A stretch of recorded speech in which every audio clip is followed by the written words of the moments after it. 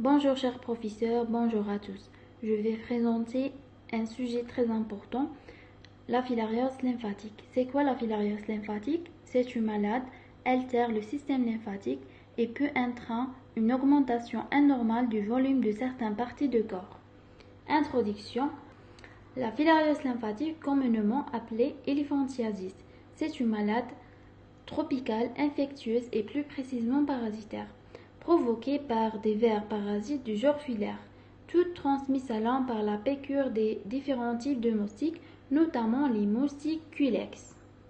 Son transmission est résultée par des vers nématodes verrandes appartenant à la famille des Filariidae. Ces vers filaires d'apparence filiforme vivipares présentés dans les ganglions et les canaux lymphatiques. Ce sont deux types. Wuchereria bancrofti, qui est responsable de 90% des cas, et Brugia malayi, qui est à l'origine de la plupart des autres cas. Et ça, c'est un ver nématode. La répartition de cette maladie, c'est endémique dans les régions tropicales d'Asie, d'Afrique, d'Amérique centrale et d'Amérique du Sud. Infectée à 120 millions de personnes en 2010 et 51 millions de personnes infectées en 2020. Wuchereria bancrofti représentant dans les zones intertropicales et Brugia malayi uniquement en Asie. Ensuite, leur cycle évolutif.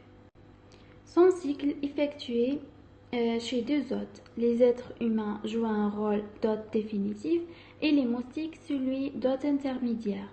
À l'âge adulte, les parasites résidant dans les vaisseaux lymphatiques. Ensuite, le ver est transféré dans un vecteur. Les moustiques sont infestés par les microfilaires lorsqu'ils piquent un hôte infecté et ingèrent son sang. Elle mûrit pour devenir un larve mobile. Les moustiques prennent un repas de sang et transmettent la larve dans le courant sanguin de l'homme. Les larves se déplacent vers les ganglions du système lymphatique, principalement dans les membres inférieurs et les organes génitaux, et se transforment en vers adultes au bout d'un an. À ce moment, la femelle adulte sera capable de donner elle-même naissance des microfilaires. Clinique. La filariose lymphatique peut être asymptomatique, aiguë ou chronique. La plupart des infections sont asymptomatiques, elles ne se manifestent par aucun signe extérieur.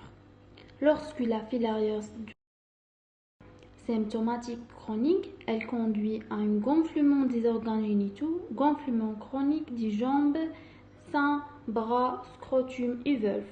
La douleur, dommage au système lymphatique, la manifestation lymphatique aiguë profonde. La diagnostic de cette maladie est fait en identifiant les microfilaires sur une goutte épaisse de sang après la coloration de GMSA. Le sang doit être prélevé à la nuit, puisque les microfilaires circulant à la nuit, quand leur vecteur, le moustique, est le plus susceptible de la piqûre. La sérologie, détection des anticorps spécifiques dans le sang. Il y a également des analyses par le PCR.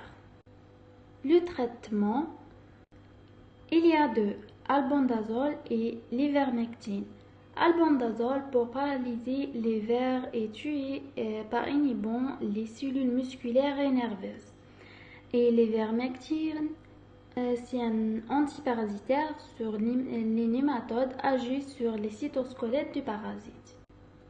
Enfin, prophylaxie de cette maladie, la lutte contre les vecteurs moustiques, la protection contre la piqûre d'insectes et la destruction des microfilaires par le traitement.